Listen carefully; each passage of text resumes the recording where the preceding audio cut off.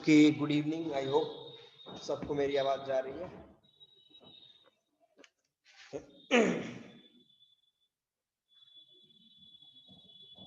Okay, audio screen clear है सबको? Okay, I hope audio भी क्लियर होगा।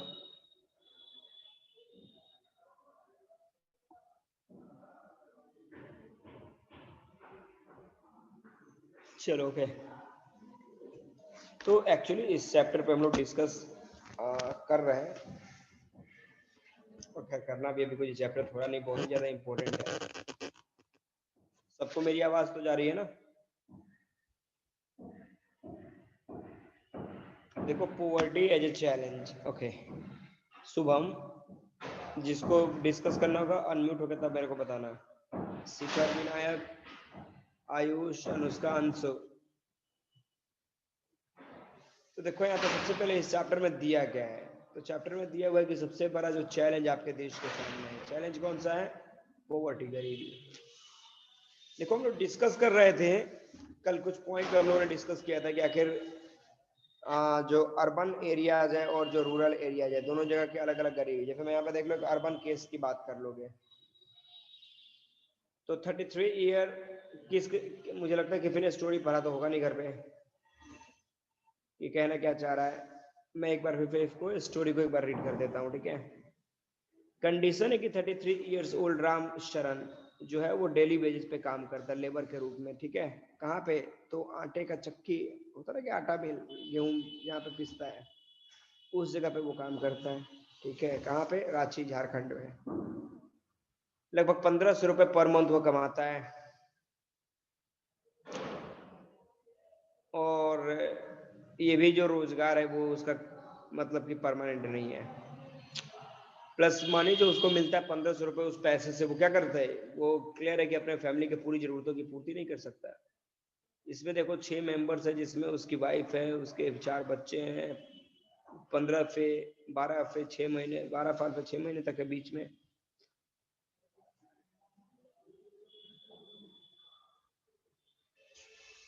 उसके बाद उसे अपने घर पे अपने ओल्ड पेरेंट्स के पास पैसे भी भेजे हैं, जो गांव में रहते हैं, रामगढ़। उसके फादर एक लैंडलेस लेबरर है, लैंडलेस लेबर है, जो कि राम शरण और उसके जो भाई हैं हजारीबाग में, उसके ऊपर डिपेंडेंट है। राम शरण की बात करोगे, वो एक कमरे में रहते हैं, वो भी रेंट का कमरा है, गजब की घनी बस्ती है, नहीं मैंने पूरा गंदा एरिया है। और ये टेम्पोररी शेक है, मतलब ईंट उट का लगा के किसी भी तरीके पर टाइल्स का बनाया गया है, मतलब ये कभी भी हट सकता है, ठीक है।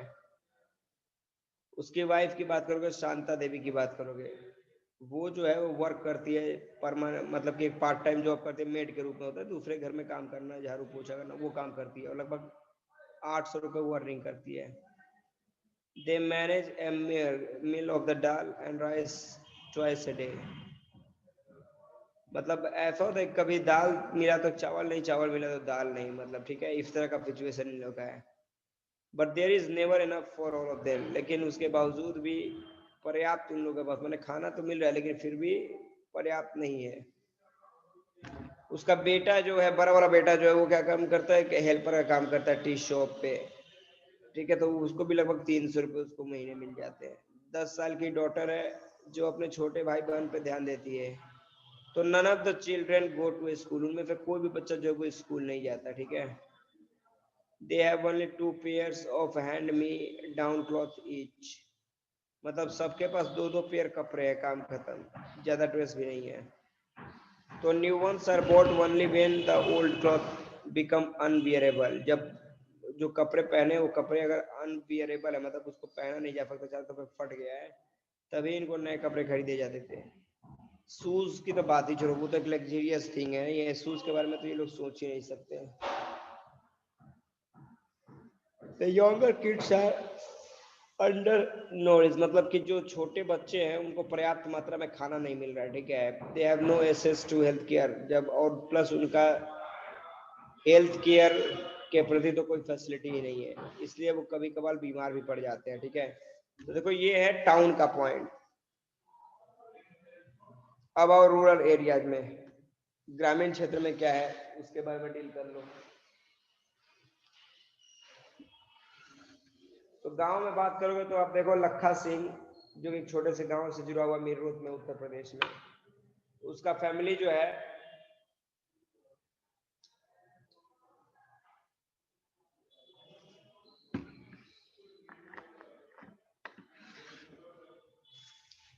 इस फैमिली डज नॉट ऑन, उसके अपने परिवार का अपना जमीन नहीं है, ठीक है, इसलिए वो लोग दूसरा काम करते हैं, बड़े बड़े किसानों के खेतों में काम करते हैं और इनकम कमाते हैं। वो लोग कठिन मेहनत करते हैं तो पर डे 50 रुपए उनको मिलता है, या फिर उसके जगह पे कुछ चावल, कुछ दाल, गेहूं ये सब मिल जाए, वेजिटेबल मिल जाए, ये चीजें। इस फैमिली में लगभग 8 मेंबर्स है, ठीक है। ये टॉपिक कंप्लीट हो चुका है, तो बोलो मुझे क्या पढ़ना है, क्या हम लोग स्टार्ट करें।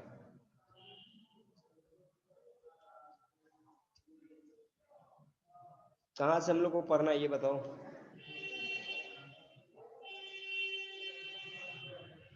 पॉवर्टी लाइन की बात करनी है।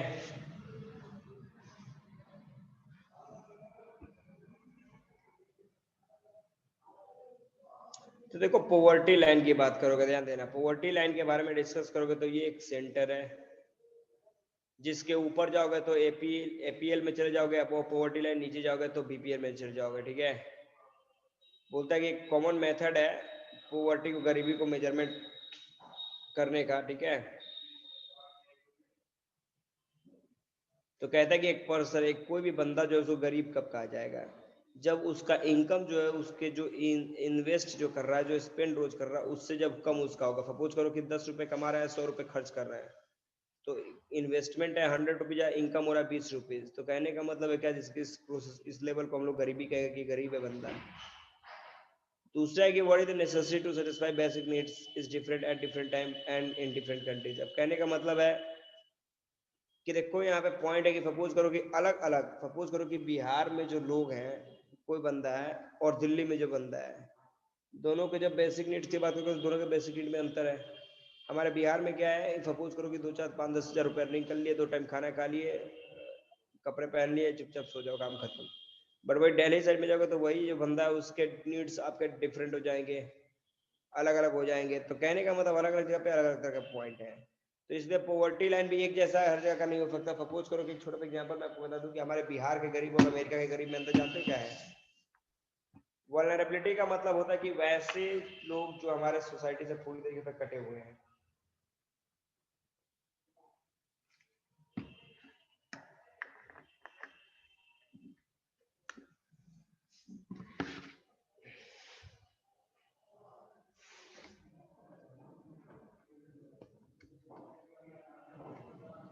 डन। बोलता each country uses an imaginary, जितने जो भी देश है वो सब अपने देश के अनुसार, जैसे मैं एक छोटा सा एग्जांपल मैंने बताया था कि सपोज करो कि एक एग्जांपल मैंने बताया था कि हमारा इंडिया जो है, इंडिया के जो गरीब है उनको अमेरिका के गरीब से अंतर, मतलब डिफरेंस क्या है। तो अमेरिका में, यूएस में जिसके पास कार नहीं है वो गरीब कहलाता है, और हमारे स्टेट में, हमारे देश में गरीबी का अलग मतलब है, ठीक है। तो कहने का मतलब है अलग अलग कंट्री में अलग अलग तरह का सिचुएशंस है, उसके आधार पर उसको कैलकुलेट किया जाता है, काउंट किया जाता है। Done everyone.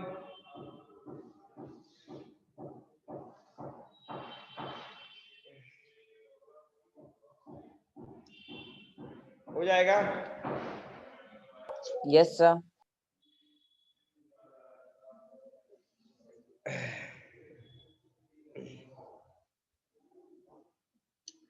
आगे बढ़ो। अगर पॉवर्टी लाइन को डिटरमाइन अब अपने देश में करो, ठीक है, तो हम लोग देखते हैं क्या कि हमारा लेवल फूड रिक्वायरमेंट, अगर कोई बंदा फूड रिक्वायरमेंट पूरा नहीं कर पा रहा है, क्लॉथिंग रिक्वायरमेंट नहीं कर रहा है, footwear, fuel, light, education, medical requirement are determined for subsistence, मतलब ये सब चीजें आपके पास है, मतलब आप जी सकते हो, ठीक है, और ये सब चीजें रही है तो हम लोग बोले कि ये बंदा जो है वो गरीब है।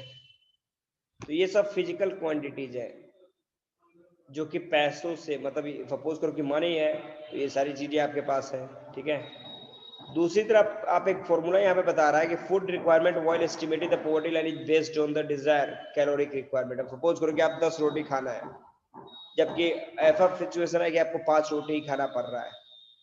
पर्याप्त मात्रा में आपको भोजन जैसे में फल्स है, वेजिटेबल है, मिल्क है, ऑयल है, शुगर है, एग्स है या फिर अदर जो चीजें हैं वो आपको नहीं मिल रही हैं, तो इन दैट केस भी हम लोग बोल सकते हैं कि ये बंदा जो है वो गरीब है।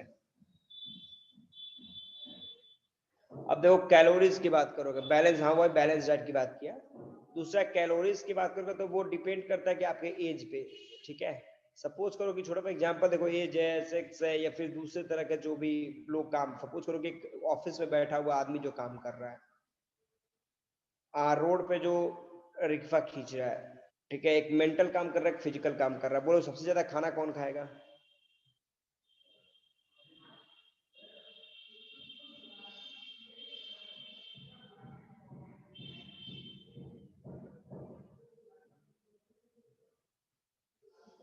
फिजिकल जो काम कर रहा है उसको ज्यादा कैलोरीज की जरूरत है, बिकॉज उसका ज्यादा एनर्जी जो है वो इन्वेस्ट हो रहा है। नहीं, शिखर ऑफिस वाला कैसे खाएगा?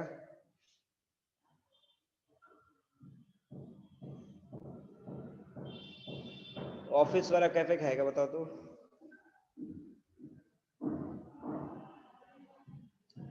दूसरा है कि the accepted average calorie required meant in India is 2400 calorie पर पर्सन पर डे। अब हमारे देश में देखो लगभग 2400 कैलोरी हर एक आदमी को मिलना चाहिए पर डे, रूरल एरियाज में, गांव की बात कर रहा है। और 2100 कैलोरीज ये आपके टाउन की बात कर रहा है, इसको नोट कर लेना आप लोग। इसको नोट करना कि देहात जो है, गांव क्यों, अगर गांव में ज्यादा है शहर में कम क्यों? बिकॉज गांव के लोग जो ज्यादा फिजिकल वर्क करते हैं in the comparison of those who are living in towns, ठीक है। आई होप कोई प्रॉब्लम नहीं है आप लोगों को। मैंने आपको बताया कि जो ग्रामीण क्षेत्र के जो लोग हैं उनका फिजिकल वर्क ज्यादा होता है in the comparison of those who are living in towns, ठीक है। तो इसलिए जो ग्रामीण, जो रूरल एरियाज के जो लोग हैं उनको कैलोरीज की ज्यादा रिक्वायरमेंट होती है, इसलिए यहाँ पे 2400 कैलोरीज ग्रामीण क्षेत्रों के लिए बताया गया है, ग्रामीण क्षेत्र के लिए बताया गया है। और दूसरी तरफ जब बात करोगे रूरल एरियाज की तो वहां पे 2100 कैलोरीज पर person day in the urban area, urban areas में इतना बताया गया है शहर में, ठीक है।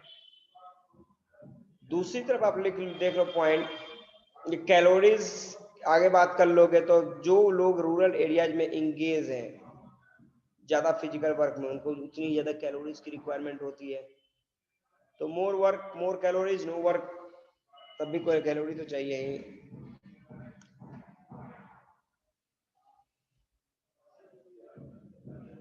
इसके बाद है आगे पॉइंट आइएगा तो मॉनेटरी एक्सपेंडिचर की बात करोगे, ये जितने भी कैलोरीज की बात करोगे सबको खरीदने के लिए क्या पैसों की रिक्वायरमेंट है आपको।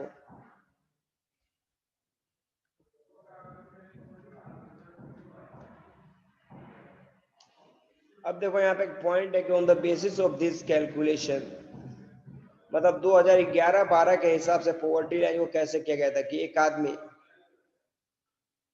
गांव में, अगर एक आदमी 816 रुपए पर महीना अर्निंग कर रहा है तो उसको गरीब नहीं कहा जाएगा, ध्यान देना। आज के डेट में अगर हम लोग रेस्टोरेंट में बैठते हैं तो 800-900 रुपए ऐसे ही लोग खा जाते हैं। और यहाँ पे बता रहे ग्रामीण 2011-12 में क्या था कि अगर गांव में लोग 816 रुपए अर्निंग कर रहे हैं पर मंथ तो उनको अमीर कहा जाएगा कि भाई ये गरीब नहीं है। अब वही 1000 रुपये अगर अर्बन एरियाज में कमाया जा रहा तो उसको कहा जाएगा कि ये गरीब नहीं है।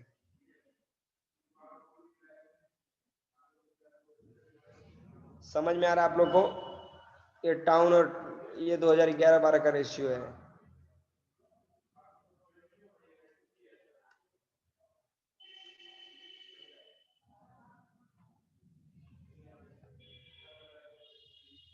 और दूसरी तरफ आप जाओगे कि टाउन में जो लोग रह रहे हैं उनको मैक्सिमम मतलब कि एक्सपेंसिव चीजों को खरीदना पड़ता है। No, different countries have different calories, no. अरे अलग अलग देश में क्या मतलब, अमेरिका में भी कुछ लोग फिजिकल वर्क करते होंगे, कुछ मेंटल वर्क करते होंगे, ये तो सबके लिए है। देखो तो है कि हमारे देश के लोग 10 रोटी खाते हैं, वहां के लोग 500 रोटी खाते हैं। हमारे यहाँ के लोग कंप्यूटर पे काम करते हैं तो उनको कम भूख लगता है, वहां के लोग कंप्यूटर पे काम करते हैं तो उनको ज्यादा भूख लगता है। ये केवल डिपेंडेंट है फिजिकल और मेंटल वर्क के ऊपर, ये किसी देश से जुड़ा हुआ नहीं है।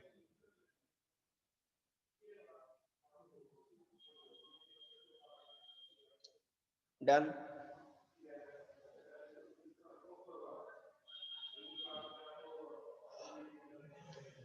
आयुष, ओके। Yes, sir.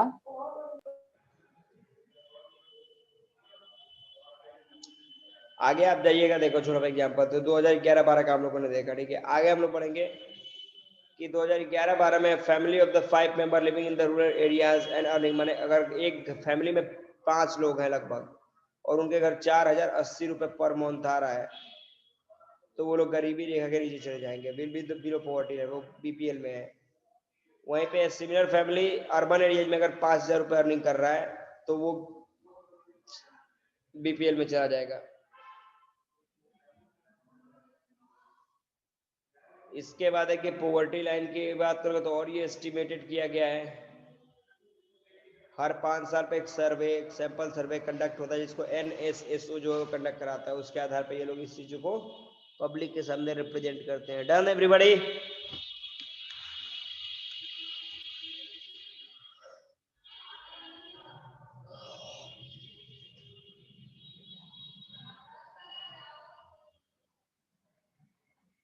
अब देखो यहाँ पे क्वेश्चन है कि why do different countries use different poverty line, अलग अलग देश अलग अलग तरह का पॉवर्टी लाइन का यूज क्यों करते हैं?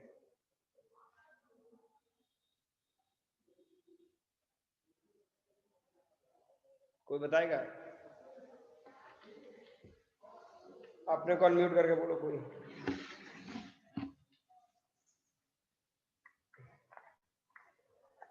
अनम्यूट करके बोलिए।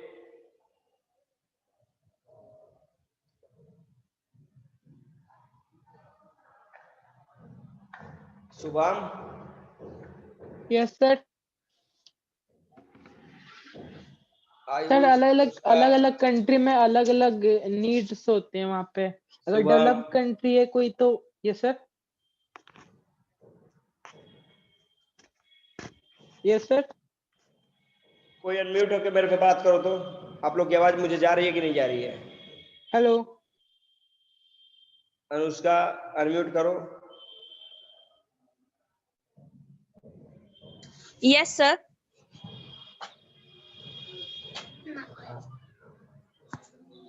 हेलो। नहीं आ रही है आप लोग की आवाज भाई? तो मेरे हेलो।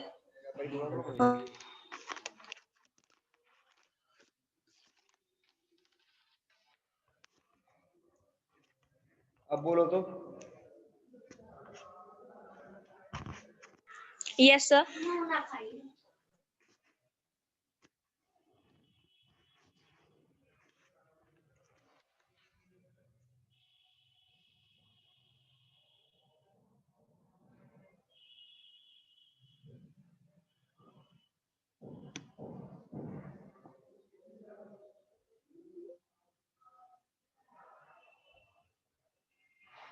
ओके, चलो अब बोलो।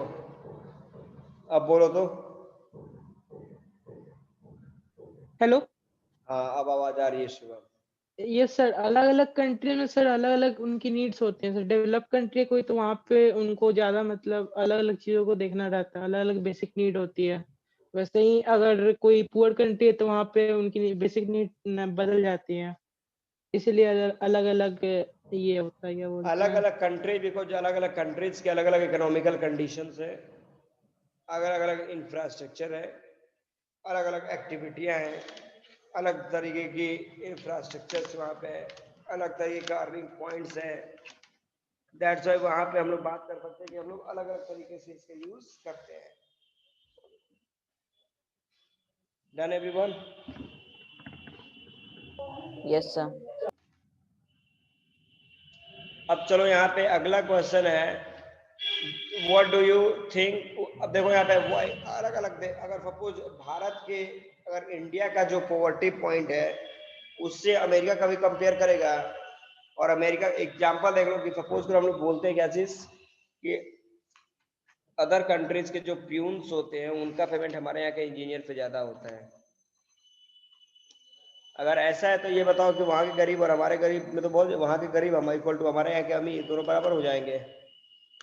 नहीं है। तो इस तरह के पॉइंट्स हैं। अब देखो यहाँ पे छोड़ा हुआ पॉइंट, poverty estimates। जैसे मैं सपोज करूं कि यहाँ पे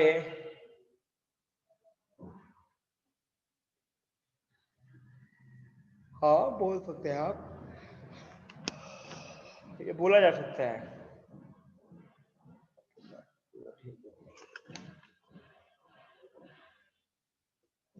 अब देखो स्टूडेंट, यहाँ पे एक पॉइंट,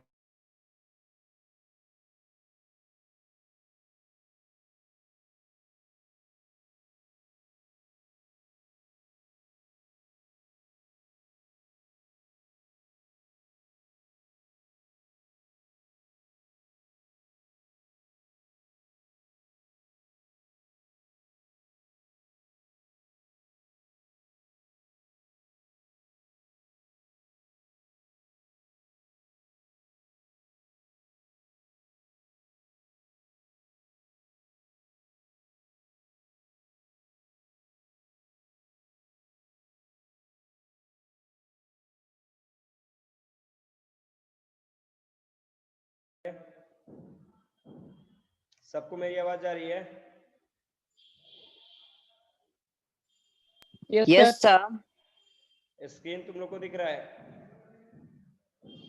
No, sir. बुक है सामने सबके? यस सर, बुक है। अच्छा एक सेकंड रुको।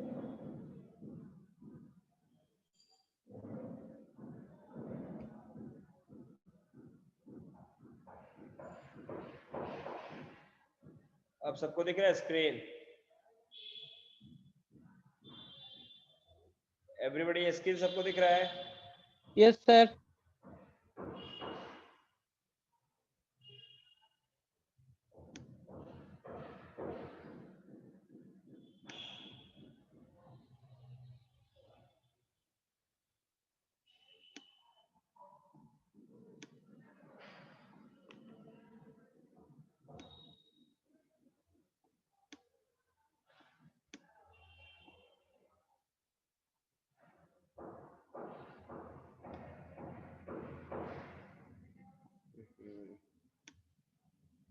क्यों नहीं जा रहा है यहाँ पे? ओके, तो देखो यहाँ पे पोवर्टी एस्टीमेट की बात है। कोई यहाँ पे बता रहा है कि सपोज 2004 और 5 में, मतलब 1993 में लगभग 45% लोग आपके देश में गरीब थे, और 2000 कब की बात कर रहा है, 11-12 में लगभग 21% होगा। मतलब एक ही बार इतना माइनस हुआ है। क्या जमीन पे हम लोग को दिख रहा है, बोल रहा है कि फिर अगर ऐसा ही चलता रहा तो 20% होगा, और यदि ऐसा होगा कि हमारे देश में सारे के सारे लोग बिल गेट्स बन जाएंगे? ऐसा कुछ पॉसिबल है क्या, जो ये बुक हम लोग को समझाने की कोशिश कर रहा है? शुभम के डिक्शनरी में तो होगा। सर सभी लोग बिल गेट्स नहीं बन जाएंगे। मतलब ओके, तो कौन बनेगा? सर अगर कोई गरीब ही नहीं बचा तो अमीर कैसे बचेगा?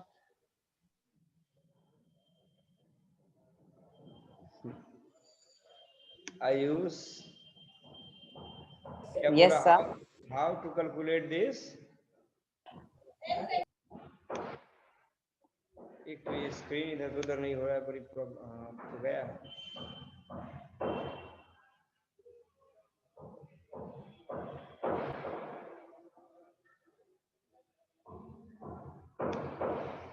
क्या तुम्हारा क्वेश्चन है?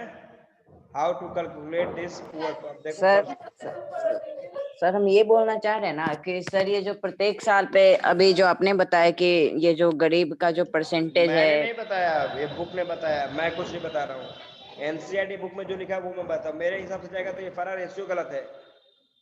आज बताया जा रहा है कि आज 20% के लगभग गरीब है, मतलब 80% लोग एपीएल एबो पॉवर्टी लाइन के ऊपर जा चुके हैं। ठीक है, और दूसरी तरफ पीडीएस सिस्टम में चले जाओ, पब्लिक डिस्ट्रीब्यूशन सिस्टम में चले जाओ, जहाँ पे फ्री का अनाज लेना होता है, वहां पे जाओगे तो लगभग 70% लोग जो है उन सबका नाम जो है वो बीपीएल में जुड़ा हुआ है। तो परसेंटेज क्या है, कहने का मतलब वो लेवल क्या है? अगर ये एक इमेजिनरी लाइन है जिसको हम लोगों ने तैयार किया है, ठीक है, इमेजिनरी लाइन है, पर अगर फैक्ट की बात करें कि आखिर वो कौन सा लाइन है, कोई तो एक स्टेज होगा जहां से हम बोले कि ये आदमी अमीर हो गया, वो गरीब हो गया, ऐसा कुछ भी नहीं है। बोलो क्या पूछ रहे हो? आयुष सर हम यही बात पूछ रहे हैं कि ये मतलब ये वाला परसेंटेज सर कैसे निकाला गया? ये वाला परसेंटेज कैसे निकाला गया? अब देखो परसेंटेज निकालने का पॉइंट क्या है, हम लोग अब देखो आज के डेट में परसेंटेज निकालना और भी ज्यादा इजी है। इमेजिन कर लो कि सपोज सबका आधार कार्ड हमको पता है, अब ये जो परसेंटेज निकाला गया ये अभी सब गलत दिखा है। दूसरा तो समझ लो कि रीजन क्या होगा।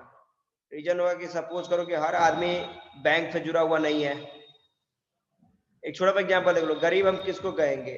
सपोज जिसका आधार कार्ड हमारे पास है, आधार नंबर मेरे पास है, सपोज 500 लोगों का आधार कार्ड मेरे पास है, उनका अकाउंट नंबर मेरे पास है, जिसमें मैं देख रहा हूँ कि 300 के अकाउंट में कुछ भी नहीं है और 200 के अकाउंट में क्या है कि 50 हजार रुपए है। तो मेरे नजर में वो 500 में वो 300 लोग जो है वो क्या है, गरीब है, और 200 जो लोग है वो पैसा वाला। यही ना मैं देखूंगा, मैं तो यही ना फर्क दूंगा। Yes sir. बट ये भी तो हो सकता है कि वो 300 जो बैंक में पैसा ना जमा करके अपने घर के अंदर पैसा जमा करके रखा हो, ये भी तो हो सकता है। केवल कागज को देकर किसी को अमीर, किसी को गरीब, किसी को कुछ नहीं बताया जा सकता है। बट यहाँ पे है ये सब चीजें चलती हैं। दूसरी तरफ देखो, कहने का मतलब ये जो 2001, 1999, 1995 के बारे में रेशियो बता रहा है, तो उस समय इतना ज्यादा टेक्नोलॉजी डेवलप था क्या? तो क्या होता था, घर घर जाकर सर्वे करना पड़ता था। जैसे मैं सपोज करो कि आपका छपरा है, छपरा में हमने क्या किया 500, मैंने पूरे हिंदुस्तान की बात कर लो तो पूरे हिंदुस्तान में हमने क्या देखा है, पूरे हिंदुस्तान में हम लोगों ने देख लिया कि सपोज करो कि अगर 80 करोड़ लोग हैं और पूरे घर घर का सर्वे हम लोगों ने करा, आपके घर में कितना पैसा था, आपके घर में कितना पैसा, आपके घर में कितना पैसा, उस लिमिट में हमने कर दिया। और लिमिट में करने के बाद उसका हम लोगों ने कैलकुलेशन निकाल लिया वहां पे और बता दिया कि भाई आपके देश में इतने लोग, एक हमने रेशियो कर लिया। जैसे किसी ने बोला कि देखिए मेरे घर में 5,000 रुपए पर मंथ आता है, तो वहां पे बताया क्या क्या गया कि 5,000 तक जिसके घर में आएगा वो गरीब है। दूसरे ने बताया 6,000 आता है, तो सपोज करो कि 500 लोग जो है उसमें 400 लोगों ने बोला कि मेरे घर में 800 आता है, और 100 लोग बोले मेरे पास 400 आता है। तो क्लियर है कि 500 में 100 लोग जो है वो क्या है, मतलब लगभग 20% लोग जो अभी भी आपके देश में गरीब है और 80% लोग पैसे वाले हो चुके हैं। Getting yes no? Yes sir. तो ये जो इमेजिनरी लाइन है वो तुम्हारा केवल फॉर ये जो बीपीएल और एपीएल मतलब जो पॉवर्टी लाइन है ये तुम्हारा केवल एक इमेजिनरी लाइन है, ठीक है।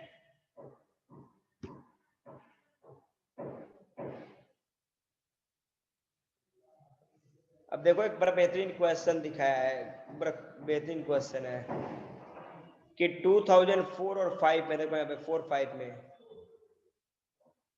2004-5 में 1999-94 की बात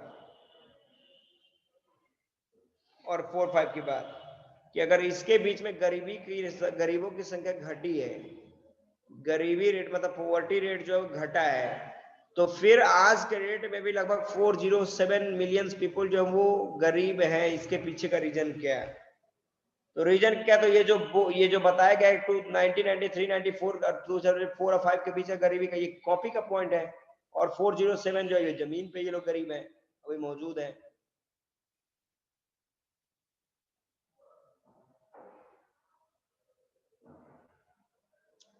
दूसरा यहाँ पे देखो, are the dynamics of the poverty reduction the same? Poverty को खत्म करना शहर और गांव दोनों एक जैसा कैसे है? तो दोनों एक जैसा नहीं है, क्योंकि गांव में जो खर्च है उसके अपेक्षा टाउन शहर में अगर रहते हो तो उसमें डबल आपका खर्च होता है। तो गांव में हो सकता है कि जो 500 है वो 600 का अर्निंग करे तो चलेगा, और वही 600 का टाउन में अर्निंग करोगे तो 600 में क्या कर सकते हो? कुछ कर सकते हो? नथिंग। तो वहां पे लगभग आपको 1200, 2000 ऐसे करके कुछ अर्निंग करने पड़ेंगे। तो आप एक जैसा डायनेमिक नहीं निकाल सकते।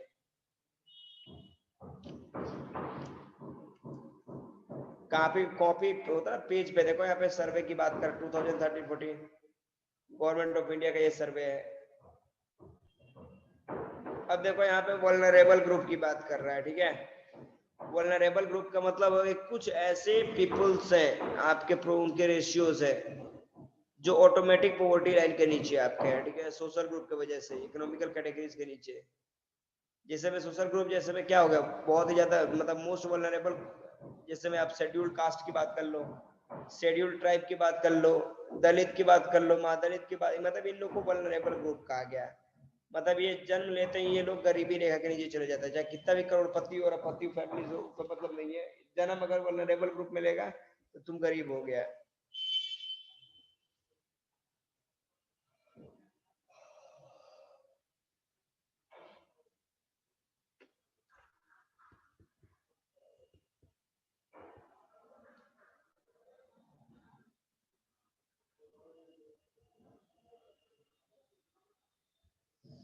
अब देखो यहाँ पे सोशल ग्रुप और उसका इकोनॉमिकल कंडीशन।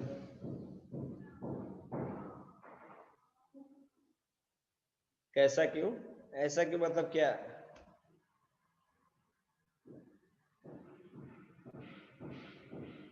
अब गरीब है, देखो शेड्यूल ट्राइब या फिर जो गांव में होते हैं 45% लगभग गरीब हैं। Schedule caste 31। भारत के अगर एवरेज पॉवर्टी रेशियो की बात करो तो 21। एग्रीकल्चर लेबर की बात करो तो 39। कैजुअल लेबर की बात करो तो 32। ये सारे बेरोजगार गरीब जो आपके देश में है।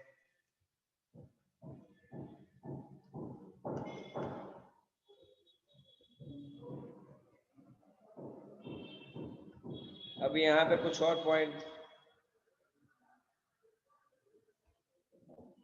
शेड्यूल कास्ट शेड्यूल ट्राइब की बात करोगे स्टूडेंट तो इनके पॉपुलेशन की बात करोगे तो ये जिस तरीके से विकास हो रहा है इन लोगों का, ये एक तरह का सीरियस प्रॉब्लम है आपके सामने। दूसरी तरफ आप बात कर लोगे, ध्यान दीजिएगा,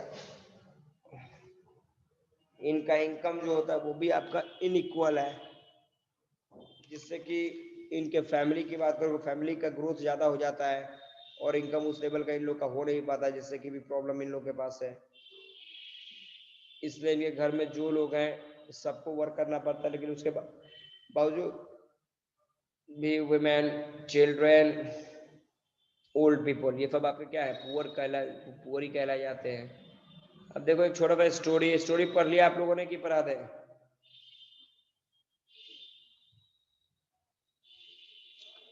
तो यहाँ देखो शिव रमन की बात करोगे, वो छोटे से गांव में रहता है, करूर टाउन, तमिलनाडु में। करूर की बात करोगे तो बहुत ही ज्यादा फेमस ये लोग होते हैं, किस लिए? तो हैंडलूम, पावरलूम, फैब्रिक के लिए। हाथों से किसी तरह की कढ़ाई ये लोग कर देते हैं, कि लगभग 100 फैमिलीज गांव में है। ठीक है, शिव रमन जो है वो एक कॉबलर है। कॉबलर के बारे में तो पता ही होगा, मतलब कास्ट से कॉबलर है। ठीक है, नाउ लेकिन अब वो एग्रीकल्चरल लेबर के रूप में वो आगे चले काम करता है, पर डे 50 रुपए वो अर्निंग करते हैं। और ये भी 5-6 महीने, बिकॉज जो आपने देखा है क्या चीज, तो इस स्टोरी को पढ़ना, स्टोरी को पढ़ाने की कोई ज्यादा जरूरत नहीं है। ठीक है,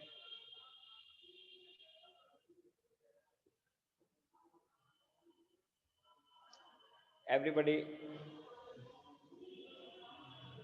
स्टोरी पढ़ा दे क्या? Yes no?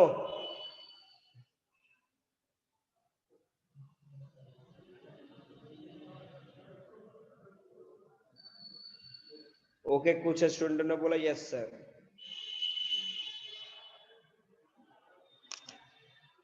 कुछ स्टूडेंट ने बोला यस सर।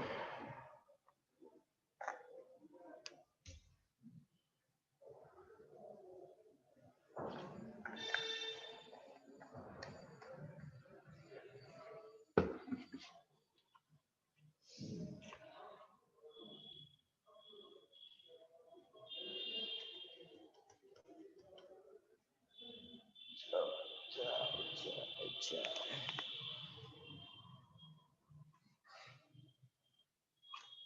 तो देखो शिव रमन एक तमिलनाडु एक छोटे से शहर में रहता है।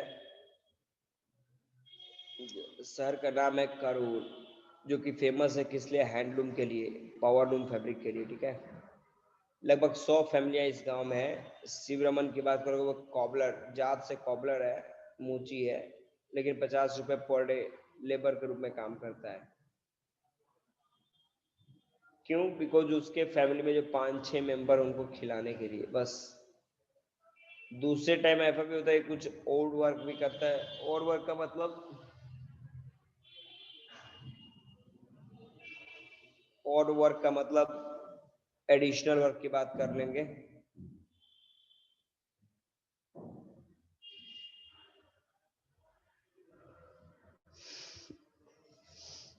नहीं, शुभम ने जब बोल दिया कि पढ़ाई है तो मैं तो पक्का पढ़ाऊंगा, मैं पीछे हटने वाला नहीं हूँ। अब देखो यहाँ पे इसकी वाइफ जो है, जिसका नाम क्या है, शशिकला, वो भी वर्क करती है, लेकिन उसको लगभग अगर ज्यादा देखा जाए तो 25 रुपीज पर डे मिलता है, बस 25 रुपए। शिव रमन जो काम करता है वही तो, वही काम इसकी वाइफ भी करती है, बट शिव रमन को 50 रुपए मिलता है और इसको 25 रुपए मिलता है। ये तो भाई डिस्क्रिमिनेशन है।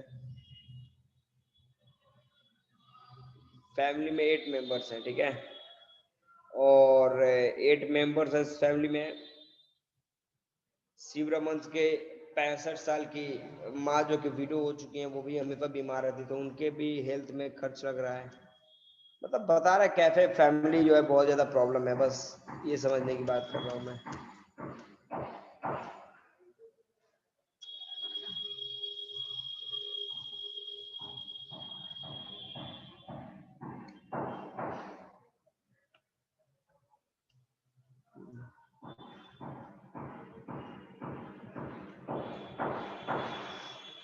अब देखो यहाँ से कुछ क्वेश्चंस आपको मिलेगा, ठीक है। 20 चलो ठीक है, मैं ऊपर का छोड़ देता हूँ, नीचे आ जाओ, कुछ क्वेश्चन डिस्कस कर लो। तो देखो ये क्वेश्चन है 1 2 3 4, जब वो पूरी स्टोरी पढ़ लोगे तो स्टोरी पढ़ने के बाद ये 4 क्वेश्चन का आंसर इजी तरीके से दे दोगे, हो जाएगा ये आप लोग का। एवरीबॉडी,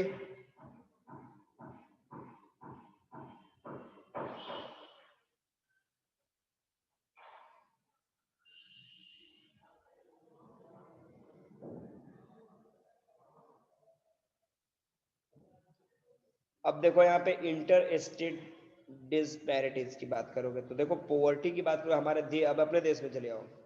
हमारे देश में भी जो अलग अलग 28 स्टेट है, तो अलग अलग स्टेट में अलग अलग तरह का पॉवर्टी का सिस्टम है। सपोज बिहार में देखो, बिहार में समझ में आता है कौन पैसे वाला है कौन गरीब है, सब बराबर है। तो हम लोगों ने क्या किया कि डाइवर्सिटी में भी यूनिटी को हम लोग रिप्रेजेंट करते हैं।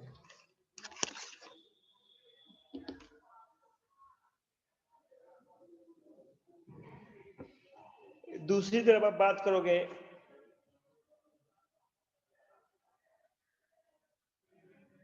स्टेट लेवल पॉवर्टी की बात करोगे तो इसमें देख लो छोटा सा एग्जांपल।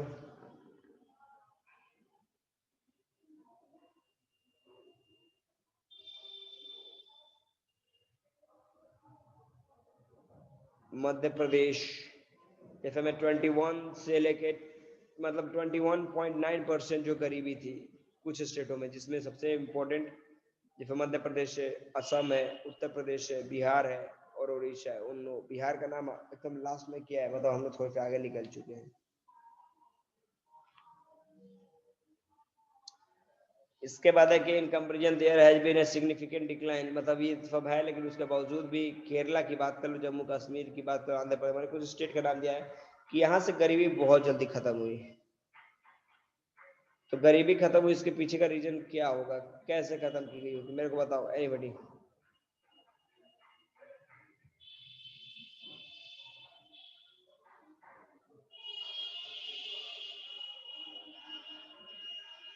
इसके बाद देखो स्टूडेंट यहाँ पे there has been a significant decline. अब देखो केरला वाले कुछ स्टेट है,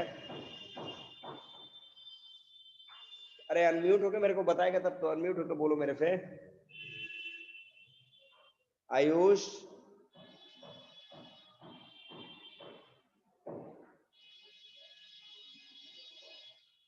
यस सर। बोलो क्या कह रहे हो। सर हम कह रहे हैं कि जैसे अगर हम लोग साउथ का अगर हम लोग एग्जांपल ले लें कि केरला, तो सर वहाँ का इकोनॉमिक कंडीशन इम्प्रूव किया गया है, इसी कारण सर वहाँ। तो ये तो है कि केरला क्यों, अब इसके पीछे का भी रीजन देखो। अलग अलग स्टेट के जो लोग हैं वो अलग अलग रिसोर्स की बात करते हैं, जबकि केरला के पास क्या है, कुछ नहीं। तो उसके पास ह्यूमन है, तो उसने ह्यूमन को रिसोर्स के रूप में कन्वर्ट करना शुरू कर दिया। और आज देखो कि दुनिया, हमारे देश के क्या, दुनिया के जितने भी बड़े बड़े इंस्टीट्यूशन है उसमें जितना भी डायरेक्टर प्रिंसिपल का पोस्ट है वो सब वही है, तो केरला का ही बंदा है। तो वहाँ पे 95 पॉइंट कुछ कुछ परसेंट एजुकेशन लेवल है, जबकि हमारे बिहार में क्या है 65 67, मतलब 70 के नीचे है।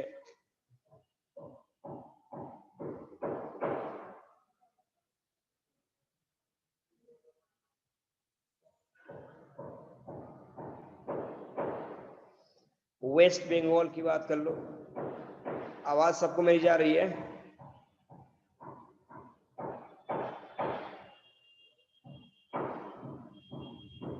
अब देखो वेस्ट बंगाल की बात कर लो, ध्यान देना।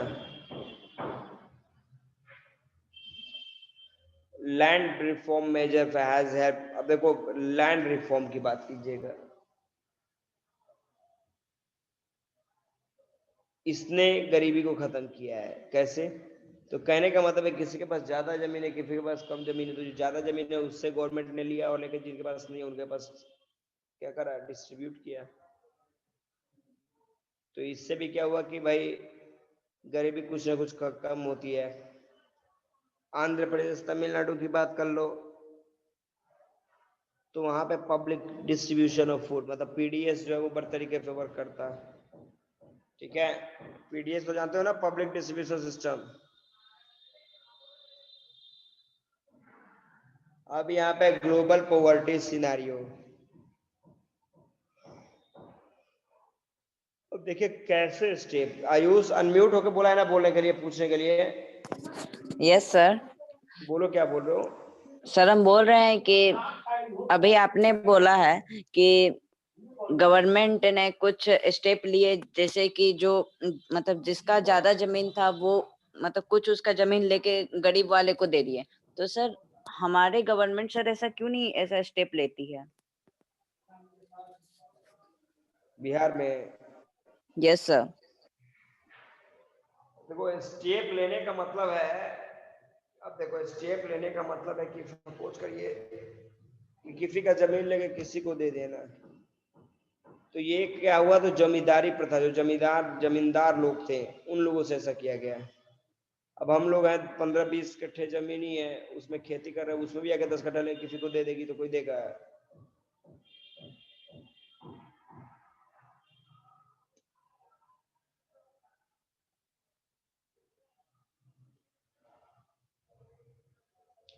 अच्छा शुभम बता रहे हैं कि लैंड रिफॉर्म आफ्टर, एक्सप्लेन करो शुभम।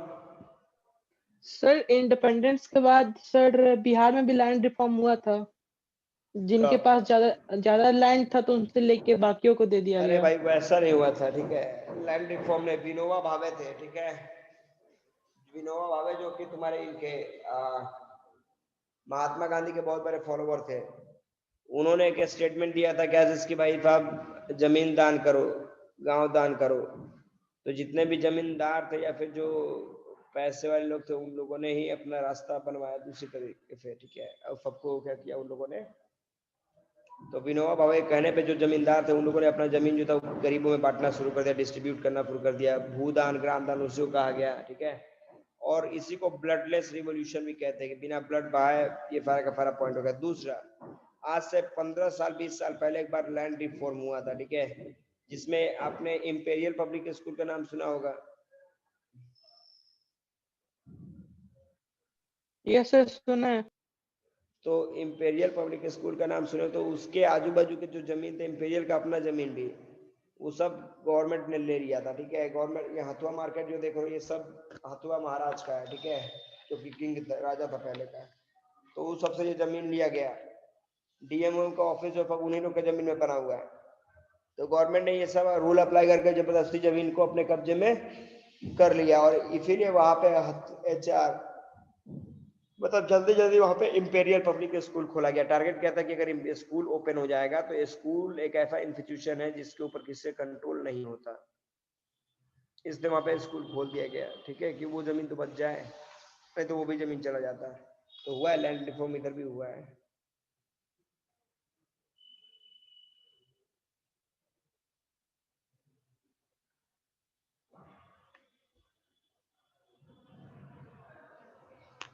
समझ में आ रहा है everybody? Yes sir. Yes sir. Okay okay okay. अब देखो कुछ देश की बात कर रहा है, जैसे मैं देखो यहाँ पे south Africa, India Pakistan, sorry south Asia में इंडिया पाकिस्तान श्रीलंका नेपाल बांग्लादेश भूटान। तो ये सारे ऐसे देश जहाँ पे गरीबी जो पॉवर्टी जो उसका मतलब वो जो डिक्लाइन होना चाहिए जिस रफ्तार पर नहीं हो पा रहा है। क्यों? Because of corruption. मैंने आपको पहले ही बताया था कि हमारे देश में ऐसा सिचुएशन है कि यहाँ पे लोग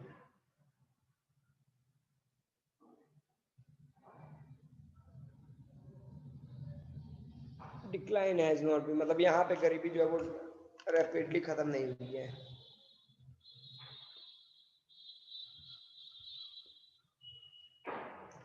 अब देखो यहाँ पे गरीबी की बात कर लो। उन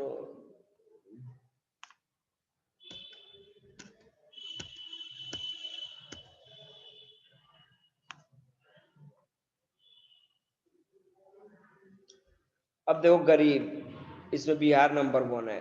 गजब प्लस पॉइंट है ना। बिहार देखो गरीबों में नंबर 1, कहीं जो नंबर 1 हम लोग हैं। ये 2013-14 का रेशियो है। तो ये बताओ कि 2020 और 21 का ये सर्वे कब दिखाइएगा?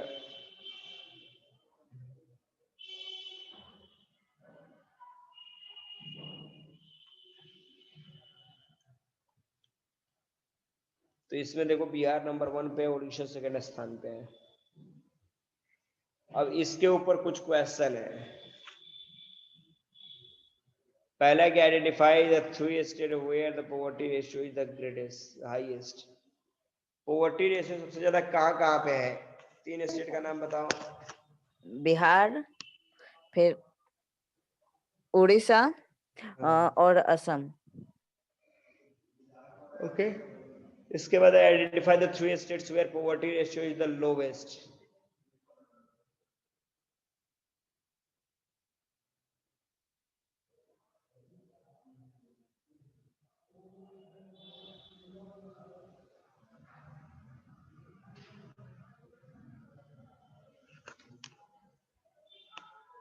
क्वेश्चन देखिए आप लोग, ये क्वेश्चन हो जाएगा। मैंने बताया कि identify 3 states where poverty ratio is the lowest. कौन कौन सा स्टेट है? पंजाब, हिमाचल प्रदेश के, चलो ठीक है। इसके बाद एक ग्राफ में और कुछ क्वेश्चन है।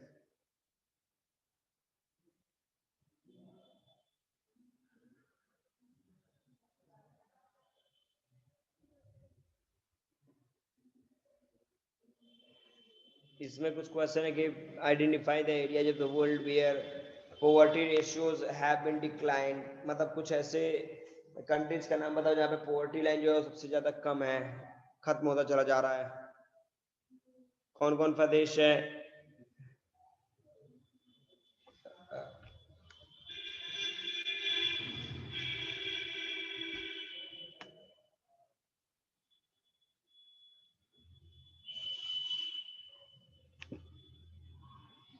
देखो यहाँ पे एक वर्ड है HDR, ह्यूमन डेवलपमेंट रिपोर्ट। आप लोगों को समझ में आ रहा है HDR क्या है? HDR क्या है पता है आप लोगों को? Yes sir. क्या बोलो? सर एक नन प्रॉफिटेबल ऑर्गेनाइजेशन है जो कि मतलब रिपोर्ट पब्लिश करती है ह्यूमन डेवलपमेंट इंडेक्स के बारे में।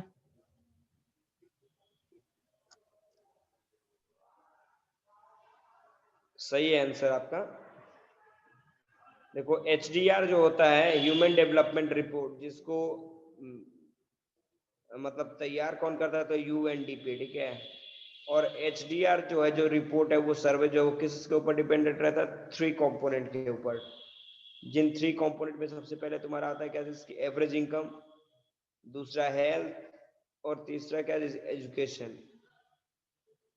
अगर तीनों आदमी में आप फिट है तो समझ लो क्या फिट है।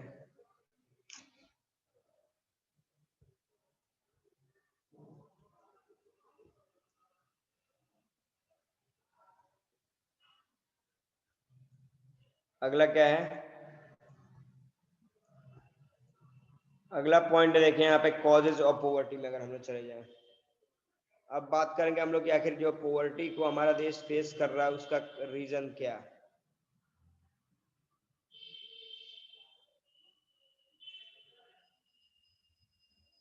पॉवर्टी के कॉजेज की बात करोगे तो हम लोगों ने पहले ही देखा था उधर।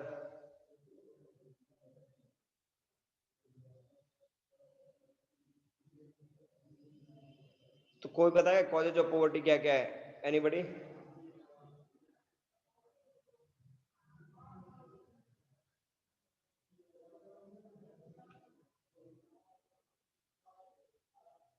एनीबडी? अनुष्का बताइए।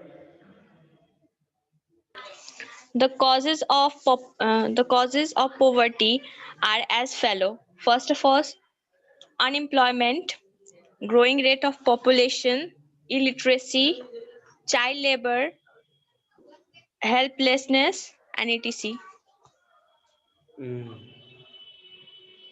इन्होंने कॉजेज ऑफ पॉवर्टी बताया, ठीक है।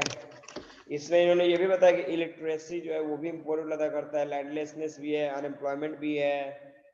तो ये सब चीजें जो पॉवर्टी में इम्पोर्टेंट रोल अदा करती हैं, ठीक है। अब यहाँ पे देख लो एक स्टार है।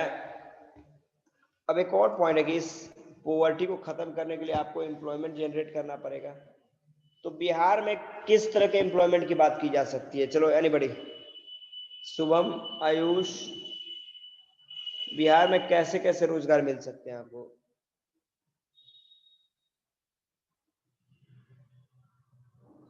सर फूड प्रोसेसिंग यूनिट लगाए जा सकते हैं बिहार में, क्योंकि जितने भी बिहार में एग्रीकल्चर होता है, अगर यहाँ पे फूड प्रोसेसिंग अगर लगा दिया जाए, इंडस्ट्री लगा दिया जाए, तो यहाँ पे अनएम्प्लॉयमेंट को मतलब रिड्यूस किया जा सकता है। क्योंकि जितने भी यहाँ पे फूड प्रोसेसिंग होते हैं वो सब पंजाब और हरियाणा जैसे स्टेट्स में किए जाते हैं, बल्कि बिहार एक काफी बड़ा प्रोड्यूसर है फूड का, फ्रूट्स का भी, वेजिटेबल्स का भी।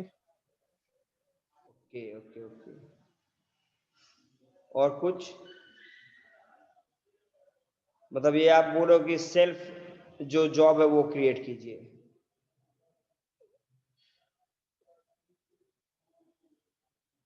शुभम यही ना बोलना चाहते हो कि सेल्फ जॉब क्रिएट करो? आत्मनिर्भर बिहार बोल सकते हैं सर इसको।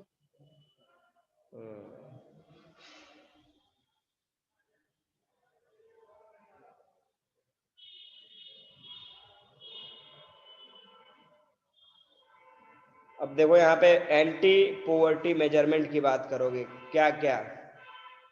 तो सबसे पहले जो गवर्नमेंट ने अपना एंटी पॉवर्टी मेजरमेंट तैयार किया, मेन टारगेट था कि गरीबी को पहले खत्म करना है, किसी भी तरीके से गरीबी को खत्म करना है।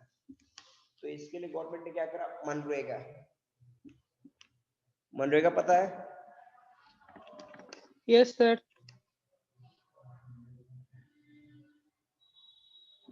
मनरेगा? यस सर पता है। ओके, मनरेगा ये बताओ मेरे को कि मनरेगा जब तुम जानते हो, इस मनरेगा का मतलब क्या है?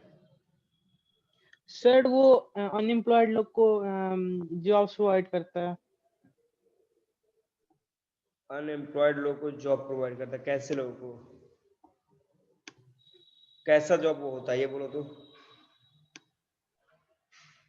जॉब कैसा सर आइडिया नहीं इसके बारे में। है? टेम्परेरी बेसिस पे।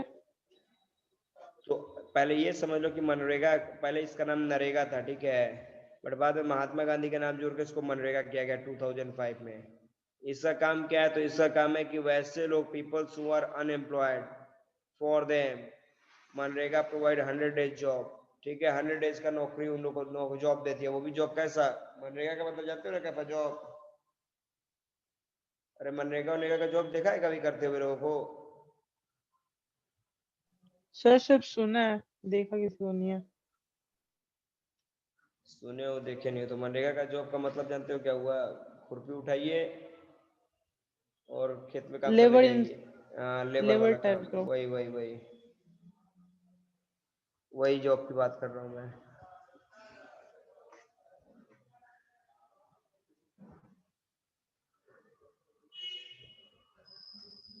अब देखो यहाँ पे over a period of 30 years, मतलब 30 साल 35 साल निकल गए।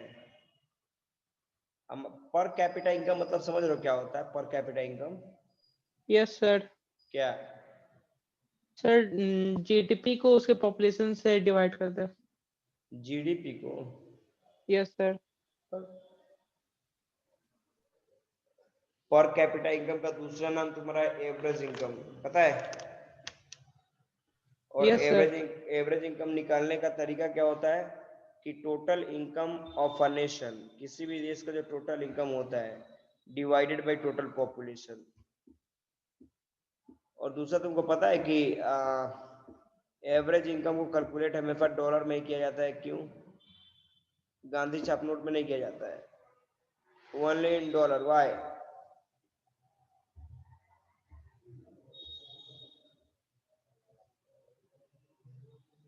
सर डॉलर का इंटरनेशनल ट्रेड में सबसे ज्यादा यूज होता है, इसलिए।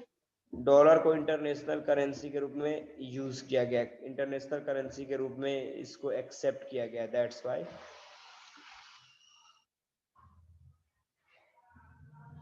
हो जाएगा? Yes sir.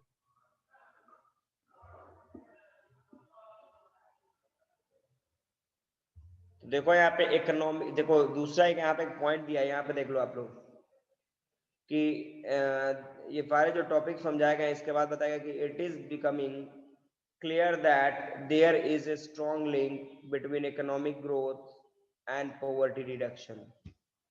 मतलब जैसे जैसे इकोनॉमिकल ग्रोथ होगा गरीबी ऑटोमेटिक क्या हो जाएगी, खत्म होती, होता है कि जैसे जैसे मोमबत्ती जलेगा अंधेरा क्या होगा, खत्म होता चला जाएगा। Getting yes no everybody? और इकोनॉमिकल ग्रोथ, इमेजिन करो इकोनॉमिकल ग्रोथ कब होगा, जब इंडस्ट्री आपके यहाँ सेटअप होंगी, अलग अलग तरह के इकोनॉमिकल।